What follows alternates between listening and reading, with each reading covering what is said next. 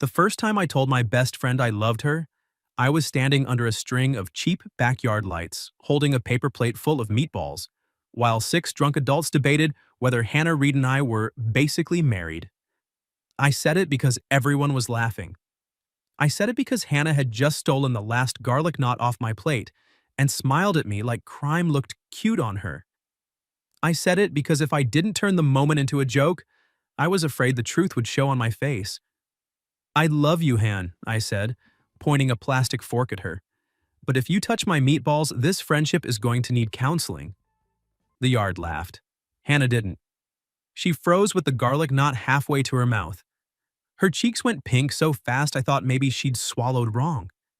Then she leaned closer, close enough that I could smell her vanilla shampoo and the lemon in her iced tea, and whispered, "What?"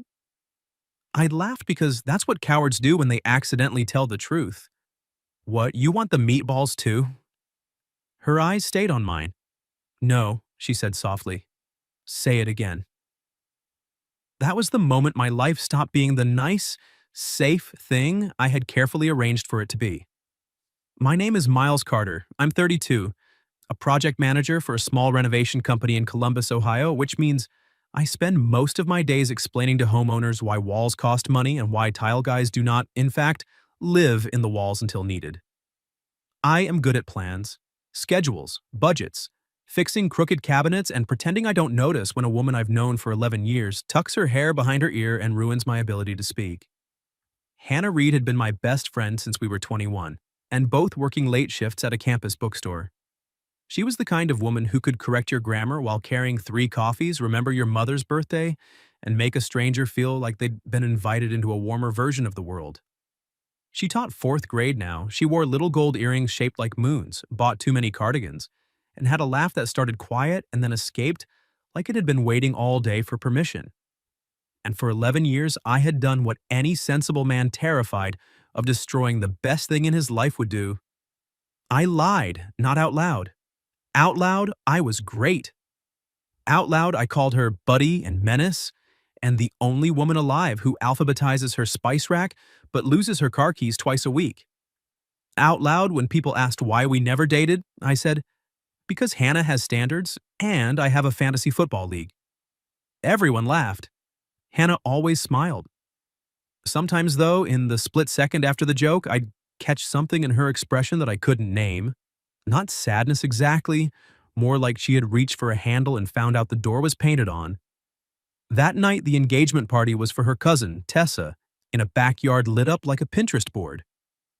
Hannah had asked me to come because, in her words, if I have to answer one more question about whether I'm seeing anyone, I might fake a fainting spell into the potato salad. So I went as her shield. At least that was what I told myself. The truth was, I liked standing beside her. I liked that she handed me napkins before I knew I needed them. I liked that she could look at me across a crowded patio and lift one eyebrow, and I'd know immediately she wanted to leave, or mock someone's hat, or find the dessert table. It felt dangerously close to belonging. The last few months had only made it worse. In February, Hannah's mother had a stroke. Not the kind that makes everything stop forever, thank God, but the kind that turns a family upside down and shakes out all the loose pieces. Hannah became the responsible daughter overnight. Doctor visits, insurance calls, meal plans, a house full of relatives who had opinions but not availability. I started showing up. At first, it was practical. I fixed the loose railing on her mother's porch. I drove Hannah to the hospital when her car battery died. I brought coffee at 6 in the morning and pretended I was there because the hospital cafeteria had surprisingly good muffins, which was a lie so offensive I should have been fined. But somewhere between waiting rooms and grocery lists, something shifted. She stopped performing around me. I saw her cry in a parking garage, angry at herself for being tired. I saw her fall asleep on my couch with a blanket pulled to her chin, one sock half off, still holding a printed list of physical therapy exercises. I saw her brave in the boring, exhausting way nobody applauds. And one night, after her mom finally came home and Hannah stood in my kitchen washing a mug she didn't need to wash, she said, "You know you don't have to keep saving me." I leaned against the counter and said, "Good, because I'm more of a repair and maintenance guy." She laughed, but her eyes filled. Then she hugged me. Not the quick, casual hug we'd done 1,000 times. This one lasted. Her hand pressed between my shoulder blades, her face tucked against my chest. I remember staring over her head at my refrigerator magnets like they contained emergency instructions. Step 1. Do not kiss your best friend while she is vulnerable. Step 2. Do not be an idiot. Step 3. Good luck with steps 1 and 2, so I held her. That was all. And after that, Hannah started looking at me differently. Or maybe I just started noticing. At Tessa's engagement party, she wore a deep green dress I had never seen before, the kind that made her eyes look darker and made me personally resent every man in the yard with functioning vision. Her hair was pinned up badly because she'd done it herself in the passenger mirror after claiming she was low maintenance, which was Hannah speak for, I forgot we were supposed to arrive 10 minutes ago. There was one loose curl against her neck. I noticed it too much. You're staring, she murmured while we stood near the appetizer table. I'm supervising, I said. Supervising what? Your theft of my food. She grinned and took the garlic knot. That was when Tessa's fiancé, Brad, a man who believed volume was a personality, pointed at us and said, See that right there? That's marriage. Half the yard turned. Hannah rolled her eyes. Brad, please don't start. No, seriously, he said, beer bottle in hand. You two arrive together, leave together, fight over carbs, and Miles looks at you like you invented oxygen. My neck went hot. Hannah's smile faltered. Somebody said, just kiss already. Someone else laughed. I should have made a bigger joke. I should have stepped away. I should have done anything except look at Hannah in that green dress, with her stolen garlic knot and tired eyes and soft mouth, and feel 11 years of almost rise up in my throat. So I said it. I love you, Han. The words landed too cleanly, too easily, like they'd been waiting. Then came my stupid meatball joke, and the laughter, and Hannah's blush. Now she stood close enough that her shoulder brushed my arm. The party noise blurred around us. Someone turned up music near the porch, a dog barked. A woman dropped a fork and cursed like it had betrayed her bloodline. Hannah didn't move. Say it again, she whispered. I looked down at her, and for once I couldn't find a joke fast enough. Her eyes were shiny, but she wasn't upset. She looked almost scared, almost hopeful. That was worse. Because hope asks you to be brave. Hannah, I said quietly. I was just... Don't, she said. One word, not angry, just honest. Her fingers touched my wrist under the edge of the appetizer table, hidden from everyone else by a hanging white tablecloth. A tiny touch, warm, careful. Like she was asking a question with her hand because her mouth didn't trust the answer. My heart kicked once, hard. Then she leaned in closer and said the thing that changed everything. Miles, were you joking? There are questions that come with escape routes. Do you want coffee? Maybe later. Can you help me move? I have a thing. Were you joking? There was no safe hallway off that one. No window to climb out of. No polite little shrug that would let us go back to standing beside each other at parties, pretending we weren't the main conversation our hearts kept having behind our backs. Hannah's fingers were still on my wrist. I could feel each one like a separate truth. Across the yard, Brad yelled something about cornhole. Someone laughed too loudly. Tessa's grandmother asked where the napkins were for the 4th time, and I, a grown man who once calmly handled a basement flood, and a furious homeowner in the same afternoon, stood there holding meatballs like my entire future depended on marinara. Hannah, I said, and my voice came out rougher than I meant. Her thumb shifted lightly against my skin. Please don't say my name like a warning, she whispered. That broke something in me. Not loudly, not dramatically.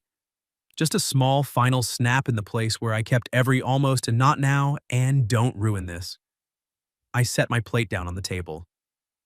No, I said. Her lips parted. No, I wasn't joking. The backyard did not go silent. The music did not stop. The moon did not burst into 1,000 cinematic pieces. But Hannah did. She went completely still, except for her eyes moving over my face like she was reading a language she had once known in a dream. I laughed once under my breath, not because anything was funny, but because terror apparently needed ventilation. I mean, the meatball part was real, I said. I have boundaries. Miles. Right. Her blush had faded into something softer, deeper. Her hand slipped from my wrist, and for one awful second I thought she was pulling away. Instead, she took my hand. In public. Hannah Reed, who never made scenes, who once apologized to a chair she bumped into, laced her fingers through mine under the tablecloth. I need air, she said. We're outside. I need different air. Right, yes, different air. She led me away from the appetizer table like she knew where she was going, but she absolutely did not. We walked past the drink coolers, circled the same decorative barrel twice, and nearly wandered into a group of older relatives discussing mortgage rates before she tugged me toward the side gate. Neither of us let go. The gate opened onto a narrow driveway where the party lights thinned and the noise became muffled, like the whole world had stepped behind a curtain to give us privacy. Hannah stopped beside a hydrangea bush, then turned to face me. For a moment, we just looked at each other. This should have been awkward. It should have been impossible. 11 years of friendship should have stood between us like furniture in a dark room. Instead, I noticed stupid things. The tiny freckle near her left eyebrow, the gold moons at her ears, the way she kept inhaling like she was about to speak and then didn't. I wanted to touch the loose curl against her neck. I did not touch the loose curl against her neck, because I was trying, belatedly, to become a respectable man. Hannah swallowed. How long? I looked at the pavement. No, she said. My eyes came back to hers. Don't do that, she said. Don't hide from me now. I had heard Hannah use that voice with fourth graders who claimed they had no idea how glue got on the ceiling. Gentle, firm, impossible to disobey. A while, I admitted. Her expression flickered. A while like, since February? I shook my head. Since last year? Another shake. Her hand tightened around mine. Miles. I blew out a breath. Since you threw a paperback at my head because I said the movie was better than the book. Her mouth opened. That was 10 years ago. 11. And for the record, I still think the movie had better pacing. She stared at me. Then she slapped my arm with her free hand. Ow. 11 years? I know. 11 years, and your plan was what? Secretly pine until one of us died in a cardigan avalanche? In my defense, you own a lot of cardigans. Miles. I didn't want to lose you. The words came out quiet enough that the night almost took them. Hannah's face changed. That was the thing about her. She could tease with the precision of a fencing champion, but the second she saw something tender, she put the sword down. You thought telling me would make me leave? She asked. I thought it would make you uncomfortable or sad or guilty or worse, kind. You'd try to let me down gently, and then every movie night, every grocery run, every stupid meme you sent me would have this shadow over it. So you decided to suffer nobly? I decided to be your friend. Her eyes softened, but there was pain there too. You were always that, she said. You didn't have to cut yourself in half to do it. I couldn't answer, because she was right and because her thumb was moving over my knuckles now, slow and unconscious, like she was calming both of us. Then she looked down at our joined hands. I didn't know, she said. I got pretty good at lying. No. Her gaze lifted again. I mean, I didn't know until maybe recently that I wanted you to mean it. My lungs stopped cooperating. What? She laughed, but it shook. Don't make me say it if you're going to look like that. Like what? Like I just told you your house has a basement ghost. That would be easier to process. She smiled, and it was the smile I knew best, except now it was trembling at the edges. When Mom got sick, she said, everyone kept telling me to call if I needed anything. You were the only one who didn't make me ask. You just showed up. Coffee, rides, fixing things. Sitting with me when I was too tired to talk. Don't say that's not romance. Her cheeks colored again, but she didn't look away. Maybe it wasn't to you. Maybe you were just being Miles. But I started noticing how safe I felt with you. And then I started noticing that safe didn't feel boring. It felt warm. It felt like coming home and realizing someone had left a light on. I had imagined Hannah confessing feelings before. Of course I had, usually in ridiculous scenarios involving rain, dramatic music, and me having better hair. None of them prepared me for her standing in a driveway under weak porch light, telling me I felt like home. Han, I whispered. I got scared, she said, because it was you. And because if I imagined kissing you and then you made one of your jokes, I thought I might have to move to another state. I blinked. You imagined kissing me? She covered her face with one hand. That is what you took from that.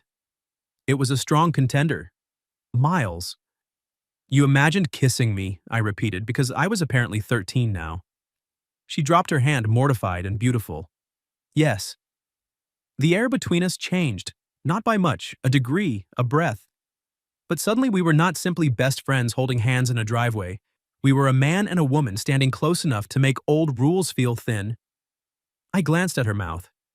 She saw it. Her breathing changed. Hannah, I said, if you don't want, I do. The words were immediate, too immediate to misunderstand. I took one step closer. She didn't move back. Her free hand rose, hesitated, then settled against my chest, right over the spot where my heart was making a fool of itself. We should probably talk more, I said. We will. We should be careful. Probably. This could get complicated.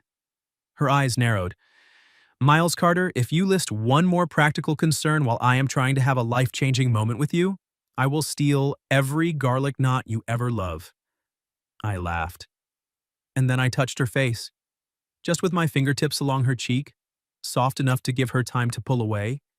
She didn't. Her eyes fluttered closed for half a second, and that tiny surrender nearly undid me. I bent slowly. She rose onto her toes. Our first kiss was not dramatic. It was careful, warm, a little uncertain. Then Hannah made a small sound in the back of her throat, and her fingers curled in my shirt, and the kiss became something else. 11 years of restraint did not explode. It melted. I kissed her like I was asking. She kissed me like the answer had taken months to find, and she was relieved to finally give it. When we broke apart, she stayed close, forehead almost touching mine. Well, she whispered. I nodded, dazed. That was terrible. We should never do it again. She laughed against my mouth. Then she kissed me once more, quick and sweet. Say it again, she said. This time I didn't pretend not to understand. I love you, Hannah. Her eyes shone. From inside the yard, someone shouted, Has anyone seen Hannah and Miles? Hannah looked toward the gate, then back at me, her hand still fisted in my shirt. Not yet, she said. Not yet what?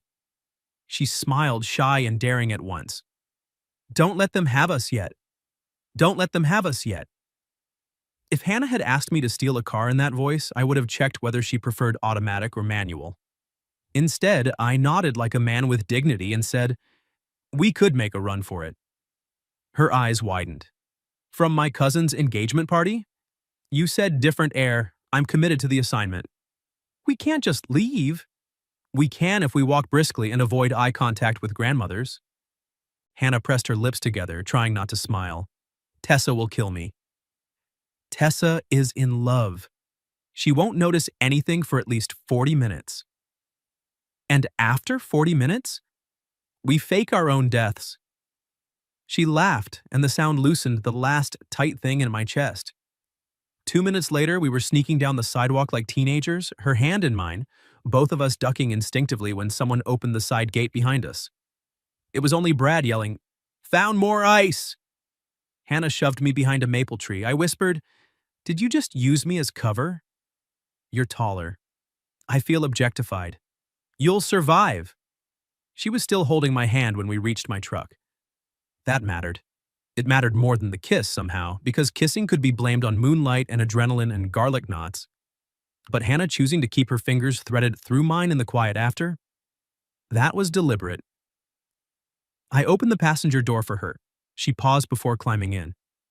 Where are we going? Somewhere public enough that we behave. Her eyebrow lifted. I cleared my throat. Mostly. The blush came back and I nearly shut my own fingers in the door. We ended up at Rosie's, a 24-hour diner with cracked red booths, pie rotating in a glass case, and a waitress named Marla who had seen every kind of human mistake and judged all of them equally. Hannah and I had been there 100 times. After bad dates, after good movies, after my dad's retirement party when she rescued me from a 3-hour conversation about lawn fertilizer, after her breakup with a pharmacist who used the phrase, optimize my emotional bandwidth without shame. But walking in that night felt different. The bell over the door jingled and Hannah glanced at me like we had crossed a border. Our booth, I asked. She looked toward the corner booth by the window. Then she looked at our hands. Our booth, she said softly. Marla brought coffee without asking. Well, look at you two. Party close after 10 p.m. Somebody get married? Not us, Hannah said too fast. Marla's eyes dropped to our joined hands. I tried to let go, worried Hannah might feel exposed, but she tightened her grip. Marla smiled slowly. Uh-huh. Pie, I said, because I had no other defense. Apple or cherry? I looked at Hannah. She smiled. Both. Marla tapped her pencil on the pad. That kind of night, huh? When she left, Hannah slid into the booth across from me, then immediately frowned. What? I asked. This feels too far. Before I could respond, she stood, came around and slid in beside me. Shoulder to shoulder, knee to knee. My entire body became aware of itself in an inconvenient and deeply unprofessional way. Better, she said, folding her hands on the table like she had not just rearranged my nervous system. I stared at her. What? She asked. You sat on my side. I did. You never sit on my side. I'm experimenting. With diner seating? With not pretending. That shut me up. Her smile faded a little, but not sadly.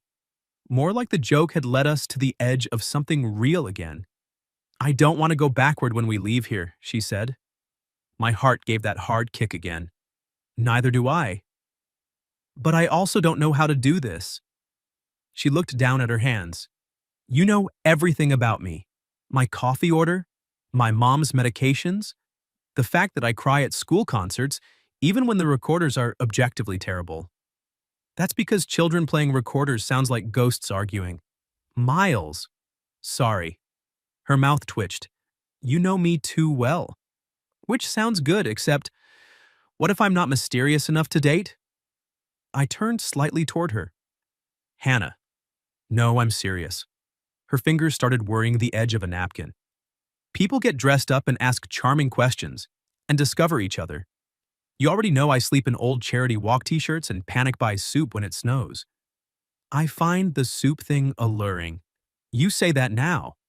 I have always admired a woman prepared for weather and sodium. She laughed, but her eyes stayed uncertain. So I reached under the table and took her hand again. Can I tell you something terrible? I asked. That depends how terrible. I don't want mystery from you. She went still. I want the stuff I already know, I said. I want your cardigan avalanche and your soup bunker. I want you grading papers at my kitchen table and leaving red pens in my couch cushions. I want you calling me dramatic when you are clearly the dramatic one. I am not. You once gave a basil plant a pep talk. It was struggling. I want that too. I rubbed my thumb over her knuckles. And I want new things. Dates, firsts, finding out how you like to be kissed when we're not hiding beside hydrangeas. Her breath caught. I leaned a little closer. I want to learn you in a way I never let myself before. The diner noise hummed around us. Silverware, coffee pouring, Marla laughing near the counter. Hannah's eyes filled, but this time she smiled through it. That was a very good answer, she whispered. I've been preparing for 11 years. She laughed and leaned her head against my shoulder. It was such a simple thing, her temple resting there, her hair brushing my jaw. But it felt more intimate than anything that had happened in the driveway. It felt like a promise neither of us had drafted yet. Marla arrived with 2 slices of pie and 1 fork. Hannah lifted her head. Only one? Marla winked. Budget cuts. The second Marla walked away, Hannah picked up the fork, cut into the apple pie, and held it toward me. I stared. She rolled her eyes. Open your mouth, Carter. You're feeding me pie? I am offering a romantic gesture. Don't make it weird. It's already weird. I'm emotionally overwhelmed by pastry. But I leaned in and took the bite. Her eyes stayed on my mouth for half a second too long. Then she looked away, pink-cheeked, and whispered, "Okay, maybe I made it weird." I couldn't help it. I touched her chin lightly and turned her face back toward mine. Good weird. Her gaze dropped to my lips. Very good weird. I kissed her in the corner booth at Rosie's with apple pie between us and Marla, definitely watching from the coffee station. This kiss was shorter than the one in the driveway, but less careful. Hannah's hand came to my jaw, soft and sure, and when she pulled back, she smiled like she had just discovered a secret door in her own house. Then her phone buzzed on the table, once, twice, 5 times. Reality returned wearing Tessa's name on the screen. Hannah groaned. "We are dead. Fake death plan still available." She read the messages, then covered her mouth. "What?" Tessa says, "Please tell me you two are finally making out and not kidnapped." I blinked. That's supportive. There's more. Hannah squinted. "If yes to making out, take your time. If kidnapped, send location." I relaxed. Then another message appeared. Hannah's smile faltered. Not much, but enough for me to notice. "What is it?" I asked. She turned the phone toward me, a message from her mom. "Are you with Miles?" "Good. Tell him I said, don't be foolish with my girl." Hannah stared at it, mortified. "She knows?" I smiled despite the sudden pressure in my chest. Her girl. I looked at Hannah, at the woman who had been my best friend for 11 years and had kissed me like she wanted tomorrow to look different. "I can handle that," I said. She studied me. "Can you?" I took her hand again, on top of the table this time. "Yes," I said. "But I need to do one thing first." "What?" "Ask you properly." Her face softened.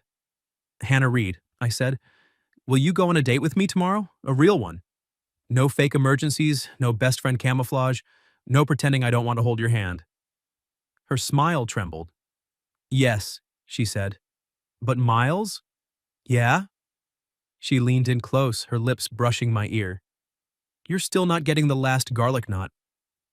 I slept exactly 14 minutes that night. Not in a row.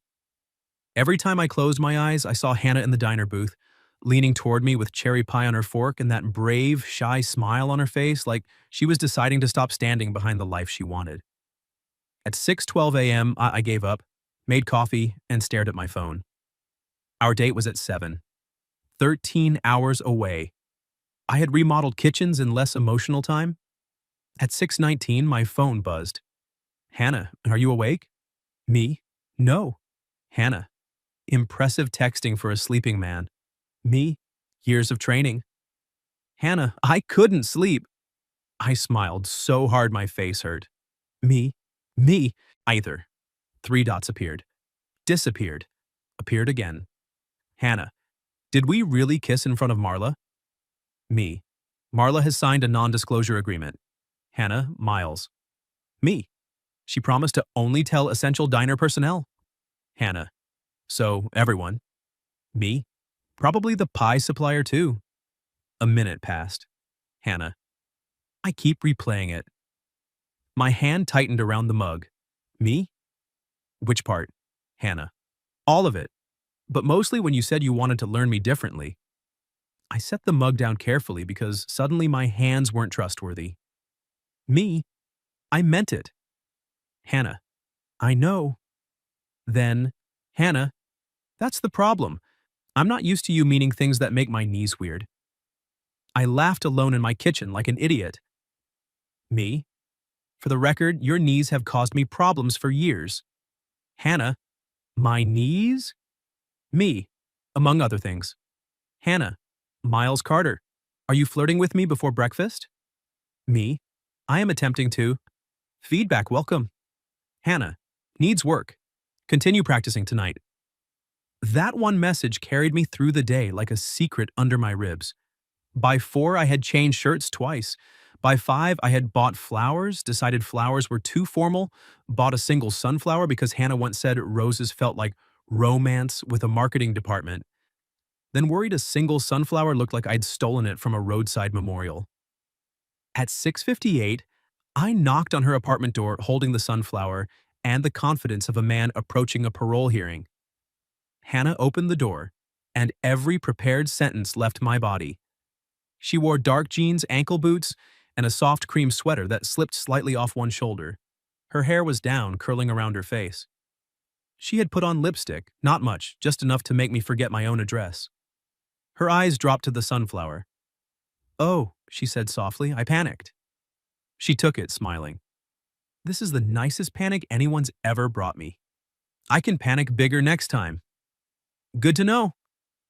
Then she stepped back. "Come in for a second, I'm almost ready." I had been in Hannah's apartment hundreds of times. I had assembled the bookshelf in her living room. I knew which floorboard squeaked near the kitchen.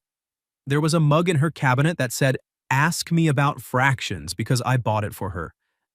But that evening, crossing her threshold felt new.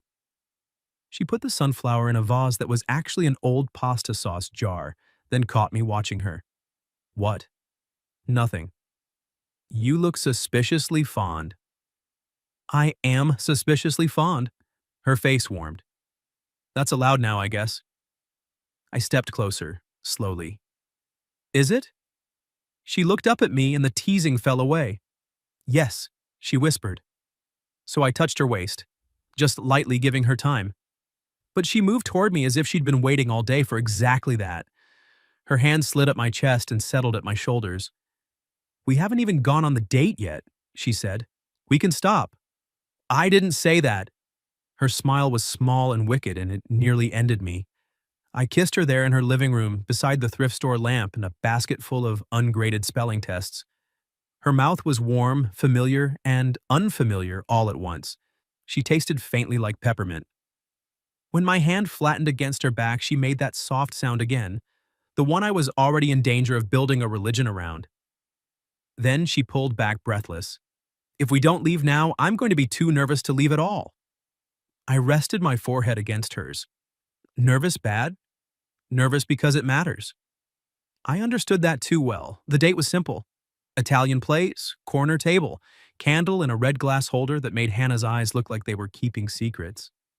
We ordered too much food because both of us were trying to appear normal, and apparently normal people needed calamari, bread, pasta, and an emotional support tiramisu. For the first 20 minutes, we were terrible at dating. Not because it was bad, because we knew each other too well and not enough. I asked, "So, do you have siblings?" And she stared at me until I said, "Right, I've met your brother. He owes me $40. She asked what I did for work and then buried her face in her napkin. "We are disasters," she said. "Historically, yes." She laughed, and after that something eased. We started asking questions we had never dared to ask. "What did you think when we first met?" she asked. "That you were bossy." "I was training you on register." "You said, 'Alphabetical order is not a suggestion, Miles.'" "And I was correct." "You were," I admitted. "I also thought you were the prettiest person I'd ever seen." Her fork paused halfway to her plate. "Oh." I looked down, suddenly embarrassed. "You had ink on your wrist and a pencil in your hair. You were furious at a freshman for shelving murder mysteries under self-help." "That was a crime." "It was. But I remember thinking, if she ever smiles at me, I'm done." Her voice softened. "Did I?" "Yeah, 10 minutes later. You laughed because I dropped a box of bookmarks." "I remember that," she said. "You bowed." "I was trying to preserve dignity." "You had none." "I know." She reached across the table and took my hand. "I thought you were kind," she said. "That first night, you acted like joking was your main language, but you walked me to my car because the backlot light was out. You didn't make a big deal of it, you just noticed." Her thumb traced my knuckle. "I think I've been noticing you noticing me for a long time," she admitted. The words settled deep. After dinner, we walked along the river because neither of us wanted the night to end. The June air was warm, music drifted from a bar down the street. Hannah's hand fit in mine like she'd designed it there. Then she got quiet. I glanced at her. "Where'd you go?" She stopped near the railing. The water moved black and silver beneath the lights. "I'm scared," she said. My stomach tightened, but I didn't interrupt. She looked at me. Not of you. Of this being perfect for one weekend and then strange. Of losing the person I call when my sink leaks or my heart hurts. Of wanting too much and finding out we were better as almost. I stepped closer. I'm scared too. You are? Hannah, I have been in love with you for over a decade. I'm basically a haunted house with a driver's license. She gave a watery laugh. But I don't want almost any more, I said. And I don't want to rush you because I finally got brave. If we need to go slow, we go slow. If we need awkward first dates where we pretend not to know your brother, we do that. But I'm choosing this. I'm choosing you. Not because it's easy, because it's you. Her eyes shone in the lamplight. I'm choosing you too, she whispered, even scared. That was the clearest yes I had ever heard. She stepped into me, arms sliding around my waist, cheek against my chest. I held her by the river while people walked past and the city kept moving around us, completely unaware that my entire world had narrowed to the woman in my arms. After a while, she tilted her head back. Kiss me like we're not pretending, she said. So I did. No hydrangeas hiding us, no diner booth, no joke to soften it, just Hannah choosing me and me finally brave enough to let her. When we separated, she smiled against my mouth. Okay, she whispered. Okay, what? Okay, boyfriend candidate. You may walk me home. Candidate? There's a probationary period. How long? She pretended to think. Depends on garlic knot availability. I laughed and tucked her hand into the crook of my arm. But outside her apartment building, she didn't go in right away. She looked at the door, then at me. Do you want to come up? She asked, quickly adding, for tea. Actual tea? I'm not trying to. I might be trying to eventually, but not. I kissed her forehead. Tea sounds perfect. Relief and affection softened her whole face. Upstairs, she made chamomile neither of us drank. We sat on her couch with our knees touching, talking until the clock blurred past midnight. At some point, she fell asleep against my shoulder. I stayed still, smiling in the dark. Then her phone lit up on the coffee table. A message preview from Tessa. Mom is making brunch tomorrow. She says, bring Miles. As your boyfriend. No pressure. I didn't read the whole message. I saw the words bring Miles and boyfriend, then looked down at Hannah asleep against my shoulder and decided the phone could keep its secrets. Her hair was soft against my jaw. One hand rested on my thigh, open and trusting, like even in sleep she had reached for me without thinking. The apartment was quiet except for the hum of the refrigerator and the little sigh she made when I shifted the blanket over her. For 11 years, I had been careful not to want too much. That night, with Hannah curled into my side, I let myself want a future. Not a dramatic one. Not some movie version with swelling music and impossible promises. Just mornings with her hair in my sink, her red pens in my truck, her mother calling me to ask if I could fix a loose cabinet and then pretending it wasn't an excuse to check whether I was being sensible. Hannah stealing food from my plate and kissing me like apology was optional. At 1:17 a.m., she stirred. Did I fall asleep? She mumbled. No, you were resting your eyes with commitment. She lifted her head, saw my smile, and groaned. I'm an incredible date. Top 3. Her eyes narrowed. Top 3? Top 1, but I didn't want you getting arrogant. She smiled, sleepy and unguarded, then noticed her phone glowing on the table. Oh no. I didn't snoop. But you saw. Enough to know I may have been promoted. Hannah grabbed the phone, read Tessa's message, and turned scarlet. My family has no boundaries. I've met them. That was clear. She covered her face. They're going to be unbearable. Probably. And loud. Definitely. And my Aunt Paula will ask if we're trying for children by the omelet station. I paused. There's an omelet station? Miles. Sorry, fear response. She lowered her hands and looked at me with nervous eyes. We don't have to go. I knew what she was really saying. We don't have to define this in front of people. We don't have to let everyone touch the fragile new thing. We can keep hiding a little longer. I took her hand and kissed her knuckles. Do you want me there? Yes, she said immediately. Then I'm there. Her expression shifted, softened. As what? My heart started up again, hard and hopeful. I could have joked. I almost did. As your emergency brunch consultant. As omelet security? As the man your aunt interrogates until he confesses to crimes he didn't commit. But Hannah deserved better than another joke standing in for courage.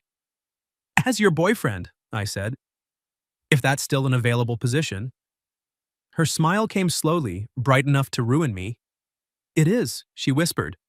Full-time, terrible benefits, high garlic knot competition. I accept. She leaned in and kissed me, soft at first, then smiling, then not smiling at all. When she pulled back, she pressed her forehead to mine. My boyfriend, she said, like she was testing the shape of the words. My Hannah, I said before I could stop myself. Her breath caught. I started to apologize, but she shook her head. I like that, she whispered. The next morning, I walked into brunch holding Hannah's hand. Not near her hand. Not brushing it accidentally. Holding it. Tessa spotted us first and screamed. Actually screamed. Brad yelled, called it, and nearly dropped a pitcher of orange juice. Aunt Paula looked us up and down and said, Finally, I've had a $20 bet riding on this since Thanksgiving. Hannah's mother sat at the kitchen table, one hand wrapped around a mug, her smile slightly crooked from the stroke and more beautiful because of it. She looked at our joined hands, then at me. So, she said, you stopped being foolish. Yes, ma'am. Hannah made a sound of protest. Mom. Her mother ignored her. Good, she likes when people show up. I know, I said, and she hates carnations. I know that too. And when she says she's fine, she usually isn't. Hannah's grip tightened. I looked at her, not her mother, when I answered. I know. But I'm learning to ask anyway. Hannah's eyes went shiny right there in her aunt's kitchen between the fruit salad and the suspiciously aggressive quiche. Her mother nodded once. All right then. That was it. No speech, no threat. Just permission, in the language of people who had watched Hannah carry too much and wanted someone to hold some of it with her. Later, while everyone argued over whether mimosas needed more juice or less dignity, Hannah pulled me into the pantry. What are we doing in here? I whispered. Hiding. From brunch? From emotional consequences. I glanced at the shelves. There are 12 cans of soup in here. She lifted her chin. Weather can change quickly. I find you deeply attractive right now. You find emergency soup attractive? I find you attractive. The soup is context. She laughed, then went quiet. In the narrow pantry with cereal boxes behind her, and my hand braced on the shelf beside her head, she looked up at me like she still couldn't quite believe we were allowed. I keep thinking I'm going to wake up, she said. I touched her cheek. If you do, wake me too. Her eyes softened and she pulled me down into a kiss. Someone opened the pantry door. We broke apart. Aunt Paula stared at us. Then she reached past my shoulder, grabbed a bag of pretzels and said, Carry on. Hannah buried her face in my chest while I laughed so hard I had to hold onto a shelf. That was how we started. Not perfectly, not smoothly. We had awkward moments. We had old habits to unlearn. Sometimes I hid behind jokes when I felt too much, and Hannah would look at me and say, Come back here. And somehow I always knew what she meant. Sometimes she got scared and tried to prove she didn't need anything, and I'd set coffee beside her and say, You don't have to need me for me to stay. We learned each other differently. The first time we fought as a couple, it was over me canceling plans because I thought she needed rest and not asking what she wanted. She told me, very firmly, that being loved did not mean being managed. I apologized with Thai food and no excuses. The first time she introduced me to someone as my boyfriend, she squeezed my hand so hard my knuckles cracked. The first time she left a toothbrush at my place. She acted casual for 11 seconds and then asked, Is that weird? I said, Hannah, you have a designated soup shelf here. She said, That is disaster preparedness. I kissed her until she stopped arguing. 6 months later, we hosted our first holiday dinner together. Not officially together, according to Hannah, because hosting is a serious step, and we are simply co-providing mashed potatoes. but she wore my old sweatshirt while stirring gravy in my kitchen. And her mother sat at the table folding napkins, and Tessa kept winking every time Hannah and I bumped hips at the stove. At one point, Hannah stole a roll from my plate. I caught her wrist. She froze, eyes dancing. "Careful," I said. "This friendship may need counseling." Her smile turned soft in that way that still made the room go quiet for me. Then she leaned up and whispered, "Say it again." So I did. In front of the sink full of dishes with flour on her cheek and my whole life warmer than I'd ever thought to ask for, I kissed her forehead and said, "I love you, Hannah." She blushed even then. Then she stole the roll anyway, and I let her because by then I understood something I should have known from the beginning. The joke was never the joke. She was always the truth. What would you have done if you jokingly said, "I love you" to your best friend, and they blushed and asked you to say it again? Have you ever experienced something similar? Tell your story in the comments. If you like this one, leave a like, subscribe, and I'll see you in the next video.